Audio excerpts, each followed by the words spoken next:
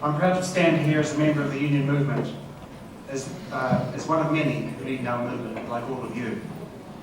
We're a part of a movement that came into being because working people decided to stand together. To say to the person next to them, I have your back and you have mine. To make sure they got a fair day's pay for a fair day's work. And that everyone went home safe at the end of the day. That workers had a voice at the management table in the shape of the way their enterprise worked. That men and women should be paid fairly and equally. It seems incredible that more than 2 centuries after the first unions were formed, and more than a century after the PSA was founded, we're still fighting for many of those same fundamental rights. But that's why we're still here, still standing together. The politicians, and that's why we are launching this campaign. The politicians have scapegoated us in the past. They celebrated the productive economy and made it clear that we were not part of it. They kept the public service and DHB clerical and admin workers, and 8 years later those caps are still in place. Nor has the market taken care of us. The market has no values, but human beings have values. We believe in things. We believe in fairness, community, society, in family, freedom, and the right to determine your own path in life. And Tikanga, and whakawhanaunga. The PSA is a set of values which I don't think we talk enough about. First, we champion members' interests. That means we stand together, supporting and empowering our members individually and collectively. Secondly, we take a stand for decent treatment and justice, embracing diversity and challenging inequality. We act with professionalism, integrity, and respect. Thirdly, we are a progressive and constructive union. We constantly seek solutions that improve the members' working lives. Finally, we encourage participation from members. These values are the ties that bind us together and the net that catches us when we fall. We want to reclaim those values for our members. We will stand together with each other, no matter who's in trouble. So the 80s and the 90s were not a good time to be a worker in New Zealand. We were sold the idea during those eras that greed is good, that happiness doesn't come through fulfilling work or your place in a community or your family life, but actually from having a fat wallet. Now then the market collapsed, there were very few people richer and a lot of us were sold. The Employment Contracts Act tried to leave workers without a collective voice and without the unions. So the market divided us and the market almost conquered the unions. Workers were on their own. There was no way of knowing what the person who was working next to you had agreed with their employer. There was no way to take action when times were getting tough. And if you didn't like your job, the employer said, well, go and get another one if you can find one. The government hacked away at the union movement and they gutted the regions. They took away the regional jobs and the public sector support that lay there. They forced everyone into a world where the workplace is a competitive place, where we don't expect much from our employers, where it's lacking in transparency, and where we suffer from unfairness. They forced, over the past decade, the changes have become a little less savage, but actually they've just become a lot more insidious. This is Bill English's incremental radicalism in action, if you've heard that term. We've been told that the so-called fiscal constraints, which are actually budget cuts, are permanent. And we've seen a hollowing out of legislation, and this includes the Employment Relations Act. We've seen the value of benefits like working for families eroded, so there are these shelves without much substance left to them. We've seen a slow brutalisation of our members and the communities that they serve. Public services are actually held together by the goodwill of all of you, by the goodwill of our members who are working overtime. They're often giving up their family time and they're giving up their weekends to do their jobs. But now we're starting to see public services, after 8 years of this fraying at the edges. Our values and our sense of our own value is being severely damaged. But now we're starting to turn that around. So the PSA is growing because we stand for a better working life. We have your back and you have ours, and only by standing together will we make a real difference. So I want to mention the Auckland Allied Health dispute. Our members stood firm and they showed the public what they've already lost. They talked about what more could be lost if we didn't invest in the health system and continue to let it crumble. In aviation security, we carried these small signs through airport security, and they just said, "We stand with you." We'd put them through as we got our luggage scanned. And that was just a very small way of us telling, of PSA members, telling those struggling PSA members that there was a glimmer of hope in that bruising dispute, that we were able to stand together. And actually we won in both of those disputes. We stood firm and we didn't give up any ground. We showed that united we won't be pushed back.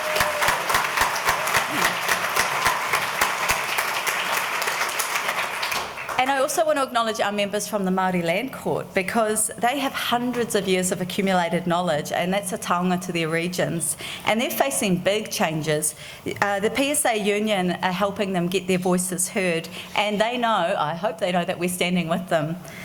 The PSA Runanga has drawn up and completed Ngā Kaupapa, which you will hear about later today. That's a framework for engaging with tikanga Māori in our workplaces. As you'll hear about later this afternoon, it promotes unity and strength for our Māori members. And then in the Equal Pay campaign, the PSA was an integral part of the negotiations that followed the Christine Bartlett case. And more recently, we've sat at the table with Business New Zealand and with the Crown, and we've found a way forward on the equal pay principles, and hopefully soon on the care and support rate of pay. More than 10,000 Kiwis recently signed our petition saying that it's time for equal pay. So we stand together because together we're stronger. Every campaign begins with sound research, and to this end, earlier this year we commissioned some research about the perceptions that New Zealanders hold of you and your work. I'm going to tell you a little bit about that. We asked New Zealanders what they thought about public and community services, so this is before we launched Stand Together. So we asked them what they thought of those who provide them, how they're paid for, whether they get value for money, those sorts of questions. And to start with, as you'd expect, we heard some pretty upsetting stuff. So, you know, this grey and bureaucratic public service, we wait too long, they're locked in the past, they're not innovative, you know, the sort of stuff that the government's been trying to sell to them for a long time about the work that you all do. But after they thought about who delivers those services and what they do, the people who were in those focus groups started to change their tune. So we showed them a list of the people who work for the community and public services every day and the kind of work they do. And I'm going to run through that list to give you an example. So to let you know kind of how we described your work. So we said the people who work to maintain our national parks and protect our special plants and animals. The people who make sure that food is safe to eat. The people who examine shipping containers to make sure that there are no unwanted pests like snakes and spiders coming in. The people who work at the Education Review Office, who assess on, report on, make sure that public schools meet the requirements that they need to. The people who make sure that other people get their passports in time for that holiday they have planned. The people who manage, run and work in government-owned prisons throughout New Zealand. The people who work at your local council, who manage things like your rates, your library, your rubbish collection, your recycling, your roading. The people who work in courts and in your police force. The people who work at ACC processing and managing your claim when you've had an accident. The staff who manage the benefits system, who make sure that people get their entitlements. Those managing the stock of state housing to make sure that people have a place to live. The person who visits the low decile school to check those kids for rheumatic fever, the vision hearing technician who does the before school checks and ensures that kids are able to learn unimpeded by sight or hearing impairments, and so on. And guess what? After we worked through the list, the focus groups completely changed their tune. So no longer were you these grey bureaucratic people who they just couldn't picture, but they admitted that they'd been unfair in that earlier assessment of our members' work. And they said that they regretted what they'd said. And I want to share a verbatim quote from a member of the public who was a little bit scathing at the beginning and said afterwards, "Well, now I have thought about it. maybe I was a bit cruel about the public service, because there are all of those people serving the government that we couldn't do without. They probably do a damn good job, and I regret saying all of that. So what we learned from this is simple. The public service, in the broadest sense of the term, is about people. People like you. And people who work every day to deliver innovative, cost-effective and people-centred solutions. You are the people who build our communities. Put in your time and effort for free, and you make our towns and cities and this whole country, Aotearoa, a better place to live. So where do we go with that? We know that this government doesn't make a case for public services. They don't explain to the public and to the taxpayer where their money goes or what they get in return. And they don't explain to them that the public service is people. People who are committed to serving the public and people who want to make a difference, and we think it's time to change that. We know and we talk about the kind of work you do, and when we talk about it, it changes people's minds. So we think New Zealanders need to know about our members and to appropriately value the services that you provide. When ordinary members of the public remember the work you do and who you are, they call you foot soldiers, local heroes. This was the language that came through in those focus groups. That's why in June we started this campaign to PSA members. We launched it to you, asking you to nominate people in your workplace as your local heroes. The people who do a great job all day, every day. The people who go the extra mile to help people when they need it. Like you, they know and love their communities. The response has been amazing. Local heroes are librarians, like Sally and Zainab, in the top right there. Sally was nominated by Zainab because she always stands up for the little people. She's hardworking and dedicated to staff and ready to give a hand. There are people like Jackie Tirangi and Linda Kerr. Jackie nominated Linda for being a role model in their workplace. Not only have both of them come through cancer, but Jackie shared with us that Linda continued to work despite struggling with side effects from her medication. Linda also set up a group for other cancer survivors, and they meet once a month to share in mutual support. And our local heroes are PSA members like Mary, who work as a mental health consumer advocate. Not only does Mary have a vital role supporting people suffering from mental illness, but she's also a talented poet who writes and publishes poetry as a release from her work. To meet more of our local heroes, we took the show on the road in recent months. We wanted to see where you work, to hear what you think, what matters to you and to your colleagues. So going around the country was more than just a test to our navigation skills. It showed how central our members are to the work and their jobs are to New Zealand's heartland. And it was really great for us to get out of the office and meet our members. Here are some more of them. This is the Capital and Coast DHB admin and clerical staff. So the first people we met as part of that roadshow, and they really reinforced to us the importance of those working behind the scenes to make our public health system work. They are the people who prioritise and book your appointments, the people you ring when you're running late for your appointment, and the people who make sure that you get seen by the clinicians. And the roadshow took us to places like Wanganui and Palmerston North to meet some of the more than 3,500 PSA members who work there.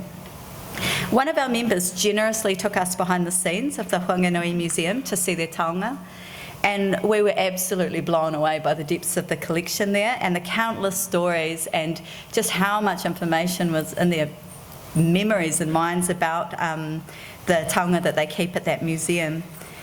We met members like Louise, who looks after liquor licensing, is a mother of two, a netballer, planning a wedding, and has just recently become a PSA delegate.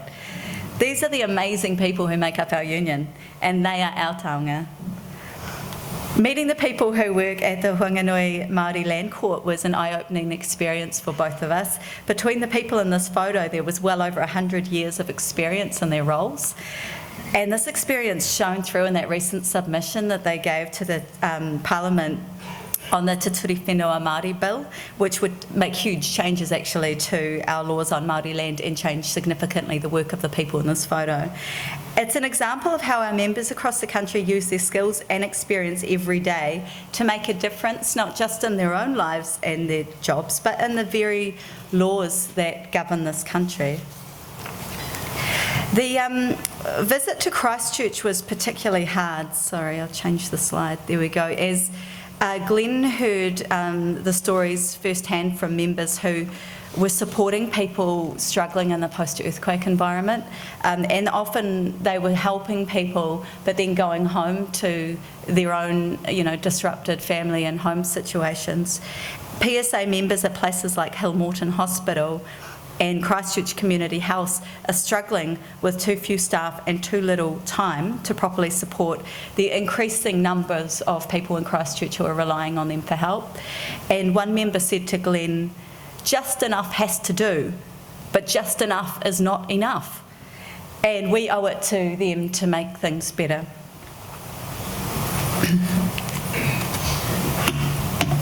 The next phase of Stand Together has been this year's local government elections.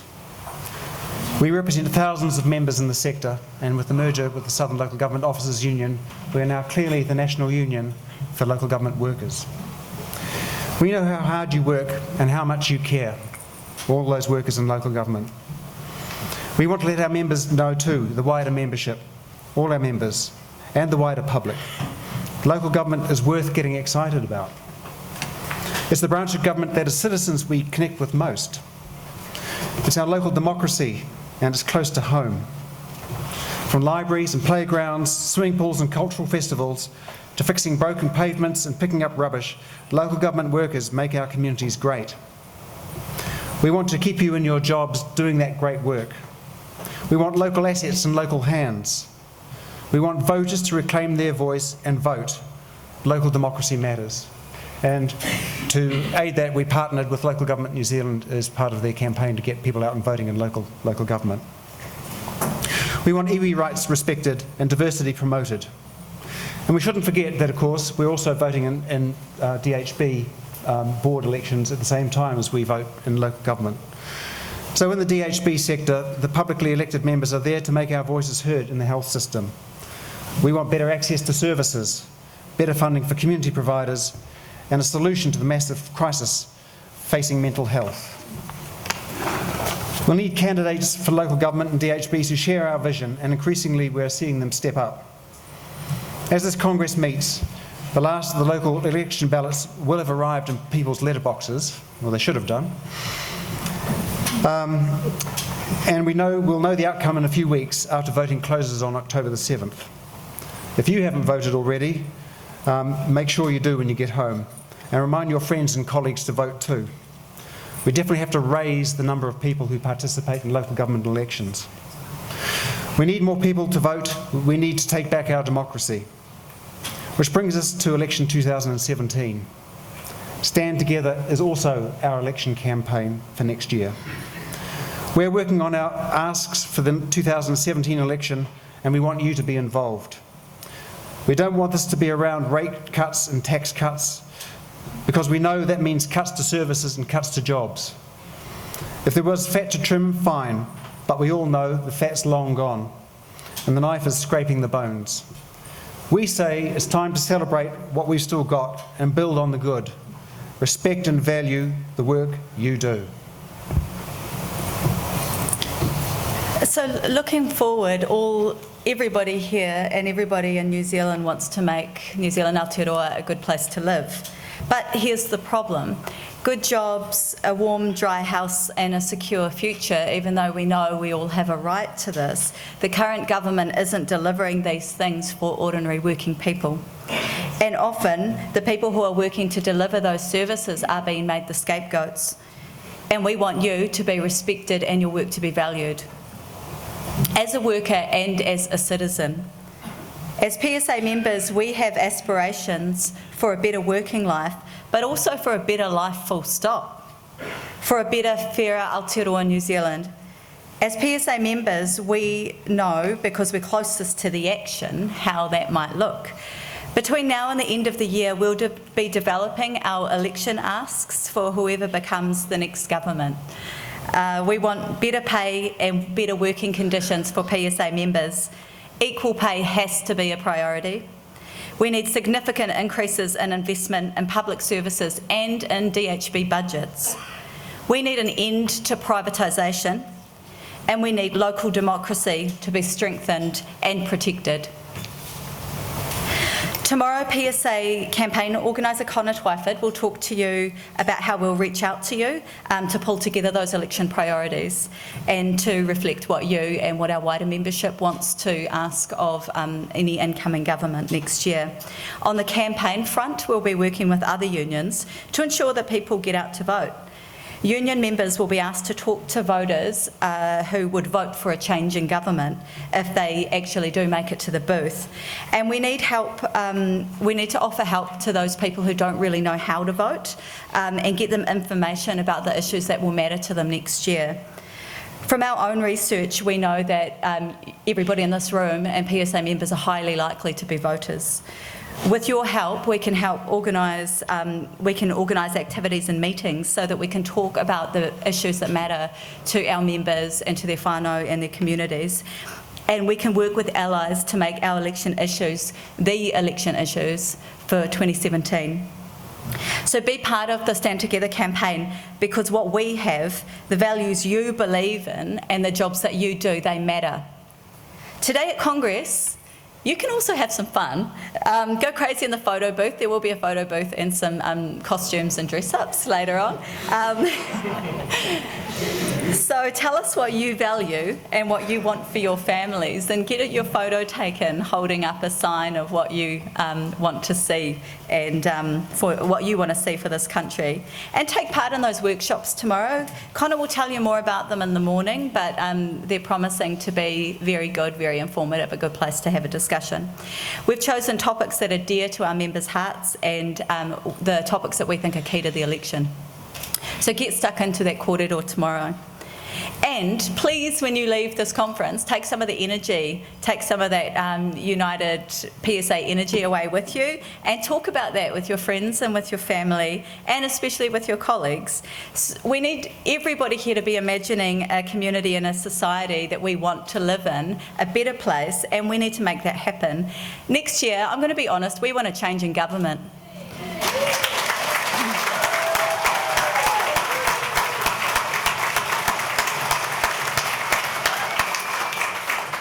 We want a change of government, but really we need more than that. New Zealand needs a change of heart.